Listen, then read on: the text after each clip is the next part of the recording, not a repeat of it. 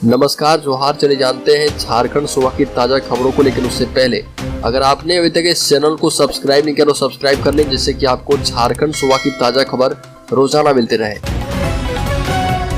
सबसे पहली बड़ी खबर, डुमरी उपचुनाव मतदान हुआ खत्म। डुमरी उपचुनाव में मतदान शाम 5 बजे तक खत्म हो गया। मतदान प्रतिशत शाम 5 बजे तक 63% रहा। सुबह से मतदाताओं में उत्साह देखा, लेकिन जैसे जैसे चुनावी मतदान के आंकड़े सामने आते गए उससे पता चला कि मतदान प्रतिशत उम्मीदों के मुताबिक नहीं रहा। इस सीट पर जगन्नाथ महतो की पत्नी झारखंड मुक्ति मोर्चा की टिकट पर चुनाव लड़ रही है। आजसू की यशोदा देवी समेत 5 उम्मीदवार मैदान में उतरे थे।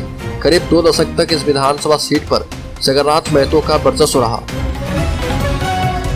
बड़ी को राष्ट्रपति के हाथों 2 शिक्षकों को किया गया सम्मानित। सर्वपल्ली राधाकृष्णन की जयंती शिक्षक दिवस के मौके पर राष्ट्रपति द्रौपदी मुर्मू के हाथों झारखंड के 2 शिक्षक सम्मानित हुए। इनमें से एक 17 जिला स्थित मध्य विद्यालय दीवान खाना के मोहम्मद एजाजुल हक हैं। वहीं दूसरे शिक्षक का नाम मनोरंजन पाठक है। मनोरंजन पाठक कोडरमा तिलैया के सैनिक स्कूल के हैं और इन्हें सिल्वर मेडल, प्रशस्ति पत्र और चेक सौंपे जाएंगे। राष्ट्रीय शिक्षक पुरस्कार के लिए झारखंड से 3 नाम भेजे गए थे, जिनमें 2 का चयन हो गया है। चतरा जिले के मध्य विद्यालय दीवान खाना के शिक्षक मोहम्मद एजाजुल हक का चयन बाल केंद्रित शिक्षा पर जोर देने को लेकर हुआ है। बड़ी पर 5 सूत्री मांग को लेकर अनिश्चितकालीन धरना प्रदर्शन में लेंगे भाग। पंचायत सचिवालय स्वयंसेवक की सेवा स्थायी करने की मांग। झारखंड पंचायत सचिवालय स्वयंसेवक की प्रदेश स्तरीय कमेटी के आदेश के मुताबिक सरायकेला के भगवान बिरसा मुंडा स्टेडियम में पंचायत सचिवालय स्वयंसेवक संघ की एक बैठक जिलाध्यक्ष जितेंद्र महतो की अध्यक्षता में की गई। इसमें निर्णय किया गया कि पंचायत सचिवालय स्वयंसेवकों को सेवा स्थायी करने, स्वयंसेवकों को मिलने वाली प्रोत्साहन राशि को हटाकर उचित मानदेय देने, पंचायत सचिवालय स्वयंसेवक का समायोजन करने, वर्तमान सरकार में स्वयंसेवक से काम नहीं लिया जा रहा, उन सभी को काम दिए जाने सहित कुल 5 मांगों को लेकर 8 जुलाई से अनिश्चितकालीन धरने पर बैठे हुए हैं। पंचायत सचिवालय स्वयंसेवक ने बताया कि राजभवन के समक्ष अनिश्चितकालीन धरना कार्यक्रम जारी है। जब तक संघ के प्रतिनिधिमंडल से मुख्यमंत्री की वार्ता नहीं हो जाती तब तक राजभवन के पास अनिश्चितकालीन धरना जारी रहेगा। बड़ी खबर, राज्य की माल पहाड़िया जनजाति की औसत उम्र कम होने का कारण ढूंढेगा रिम्स। स्वीडन की सामी जनजाति पर करेगा रिसर्च। रिम्स का प्रिवेंटिव एंड सोशल मेडिसिन विभाग माल पहाड़िया जनजाति के रहन सहन और खान पान पर शोध करेगा। शोध से यह पता लगाया जाएगा कि आखिर झारखंड की माल पहाड़िया जनजाति की औसत आयु सीमा दूसरे देशों की जनजातियों की तुलना में कम क्यों है। शोध के दौरान विदेश के उन जनजातियों के रहन सहन, खान पान और जीवन शैली को भी देखा और परखा जाएगा। रिम्स प्रबंधन का कहना है कि यह रिसर्च यूरोप के स्वीडन की सामी जनजाति को आधार मानकर किया जाएगा। सामी जनजाति की औसत आयु 83 साल का है, जबकि माल पहाड़िया की 60 वर्ष से भी कम। रिसर्च का उद्देश्य झारखंड में विलुप्त होती जनजातियों के खान पान में सुधार लाकर उन्हें ज्यादा से ज्यादा उम्र तक स्वस्थ निरोग रखना है। इस रिसर्च को PSM विभाग के हेड डॉक्टर विद्यासागर के नेतृत्व में एक टीम करेगी।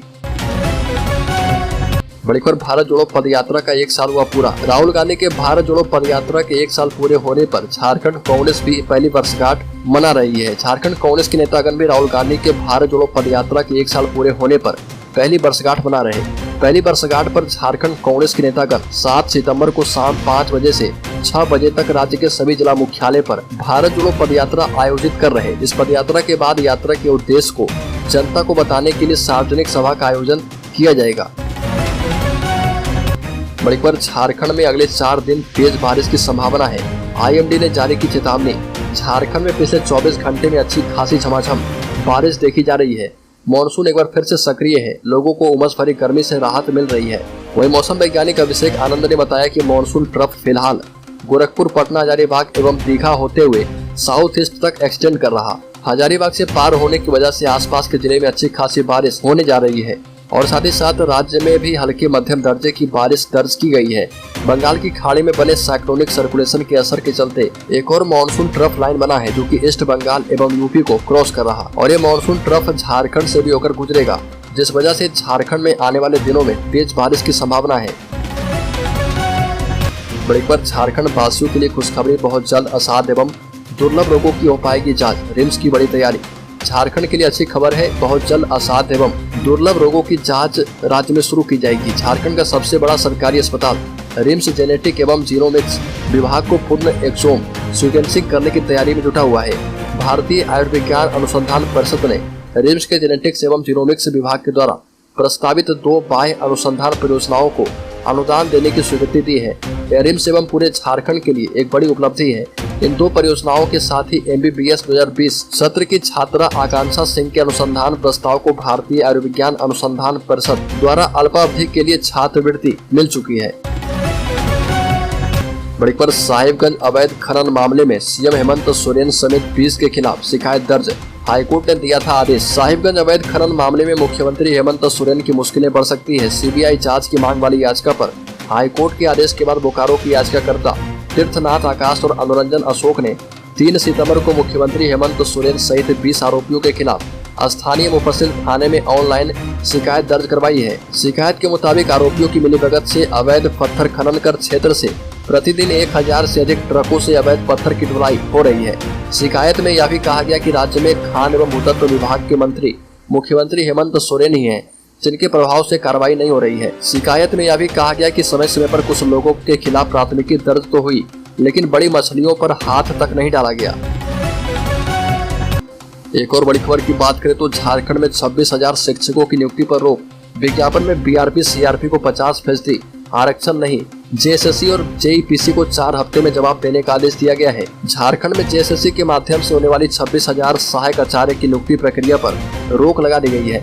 यह रोक झारखंड हाईकोर्ट ने लगाई है। इस नियुक्ति प्रक्रिया में BRP CRP को 50% आरक्षण नहीं दिए जाने को लेकर याचिका दायर की गई थी। सुनवाई में हाईकोर्ट ने JSSC को प्रतिवादी बना दिया है। साथ ही नोटिस जारी किया गया। इस मामले में कोर्ट ने राज्य सरकार, झारखंड एजुकेशन प्रोजेक्ट काउंसिल एवं झारखंड स्टाफ सिलेक्शन कमीशन को 4 सप्ताह में जवाब देने को कहा गया है। बता दें कि सहायक आचार्य नियुक्ति के लिए झारखंड स्टाफ सिलेक्शन कमीशन ने कुछ दिनों पहले विज्ञापन जारी किया था। बड़ी खबर, झारखंड के 24 जिलों में 10,000 से अधिक वित्तरहित शिक्षा कर्मी 4 लाख से अधिक बच्चों को पढ़ा रहे हैं। ऐसे शिक्षा कर्मी सरकार की ओर से साल में एक बार मिलने वाले अनुदान के भरोसे काम कर रहे हैं। इन्हें बीते 30 साल से वेतनमान नहीं मिल रहा, जबकि ऐसे शिक्षा कर्मी अपने हक की मांग को लेकर लंबे समय से संघर्षरत हैं। इनकी स्थिति में सुधार लाने के लिए 2 साल पहले सीएम हेमंत सोरेन ने विधानसभा सत्र के दौरान आश्वासन दिया था। सदन में कहा था कि ऐसे वित्तरहित कर्मचारियों के लिए हमने प्रशासनिक सुधार आयोग बनाया है। सीएम का आश्वासन एक कदम भी आगे नहीं बढ़ा। सरकार के शिथिल रवैये के खिलाफ झारखंड राज्य वित्तरहित शिक्षा संयुक्त संघर्ष मोर्चा राजभवन के समीप 1 दिवसीय धरना दे चुका है।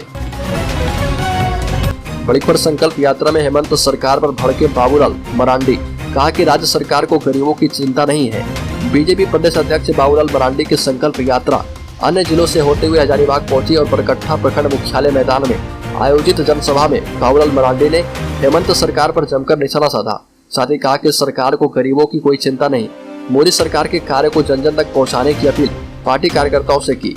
सभा को संबोधित करते हुए बाबूलाल मरांडी ने कहा कि केंद्र की मोदी सरकार ने गरीबों की चिंता करते हुए कई कल्याणकारी योजनाओं को शुरू कर लाभ पहुंचाया है, जबकि झारखंड सरकार सिर्फ भ्रष्टाचार और घोटाला करने वालों को बचाने में लगी है। ब्लॉक से लेकर थाने में पैसे के बिना कोई काम नहीं हो रहा। बड़ी खबर, झारखंड में सस्ती हुई रसोई गैस, फिर से गिरे LPG सिलेंडर के दाम। भारत सरकार हर महीने LPG की कीमतों का संशोधन करती है। LPG की ये कीमतें अंतर्राष्ट्रीय बाजारों में कच्चे तेल की कीमतों पर निर्भर करती है। हर महीने की तरह इस महीने भी LPG सिलेंडर की कीमतों में संशोधन हुआ है। इस महीने सरकार ने लोगों को बड़ा तोहफा दिया। इस बार रसोई गैस की कीमतों में बम्पर कटौती की गई है। इसे सरकार की तरफ से गृहिणियों को दुर्गा पूजा का तोहफा कहा जा रहा। रसोई गैस के बाद कमर्शियल गैस के कीमतों में भी गिरावट दर्ज हुई। झारखंड के विभिन्न जिलों में रसोई गैस और कमर्शियल गैस की कीमतें कम हुई है। बता दें कि झारखंड के बोकारो जिले में 960 रुपए में रसोई गैस मिल रहा, चतरा में 959, देवघर में 960, धनबाद में 960, दुमका में 960 और पूर्वी सिंहभूम में 942 रुपए में गैस सिलेंडर मिल रहा। बड़ी खबर, 5 लाख का इनामी नक्सली कमांडर सुशील उरांव गिरफ्तार, लातेहार के जंगल से पकड़ा गया। झारखंड पुलिस ने प्रतिबंधित नक्सली संगठन JJMP झारखंड जनमुक्ति परिषद के 5 लाख के इनामी कमांडर सुशील उरांव को गिरफ्तार किया है। उसके पास से कई आधुनिक हथियार भी जब्त किए गए हैं। उसकी गिरफ्तारी लातेहार जिले के एक जंगल से की गई। नक्सली संगठन JJMP में सुशील उरांव का ओहदा सेकेंड इन कमान का है। संगठन के सुप्रीमो पप्पू लोरा के बाद वही संगठन के सारे निर्णय लिया करता था। उसके खिलाफ लातेहार, पलामू और गढ़वा जिले में 1.5 दर्जन से भी ज्यादा मामले दर्ज हैं। बड़ी खबर, झारखंड में लंपी वायरस हुआ खतरनाक। लंपी वायरस का कहर, लगातार 1000 से ज्यादा मवेशियों की मौत। झारखंड में लंपी वायरस से फैलने वाली पशुओं की खतरनाक बीमारी झारखंड में कहर बरपा रही है। राज्य के चतरा, गढ़वा, पलामू, लातेहार, साहिबगंज, गोड्डा, दुमका, गुमला, रामगढ़, हजारीबाग में पिछले एक हफ्ते में बड़ी संख्या में पशुओं की मौत हो गई है। विभिन्न जिलों से मिली सूचनाओं के मुताबिक लगभग 1000 से ज्यादा मवेशी की जान गई है। सूखे के बाद अब पशु में फैली इस बीमारी से किसानों और पशुपालकों के बीच हाहाकार है। पशुपालन विभाग ने चतरा, गोड्डा, साहिबगंज, गुमला, लोहरदगा आदि जिलों में बीमार पशुओं में इससे मिलते जुलते लक्षण पाए गए हैं। इसके बाद सभी जिलों में पशुओं के लिए टीकाकरण का अभियान चलाया गया है। मणिपुर साहिबगंज में शौचालय जा रही पहाड़िया युवती के साथ सामूहिक दुष्कर्म, हिरासत में लिए गए युवक। साहिबगंज जिले के 3 पहाड़ थाना क्षेत्र में एक 18 वर्षीय पहाड़िया युवती के साथ सामूहिक दुष्कर्म का मामला प्रकाश में आया। पीड़िता ने पुलिस के सामने अपनी आपबीती बताई। पुलिस को दिए बयान में युवती ने बताया कि रात करीब 2 बजे शौचालय के लिए निकली थी, तभी एक युवक आया और रुमाल से उसका मुंह बंद कर दिया, जिसके बाद युवक ने अपने साथियों को आवाज दिया। युवक की आवाज पर 2 साथी आए। दोनों साथियों ने पीड़िता का हाथ पकड़ा और एक ने उसके साथ दुष्कर्म की घटना को अंजाम दिया। पीड़िता किसी तरह युवकों के संगम से बचकर अंधेरे में 3 पहाड़ स्टेशन पहुंची, जहां पर सफाई कर्मचारी के रूप में काम करने वाले एक युवक को पीड़िता ने घटना की जानकारी दी।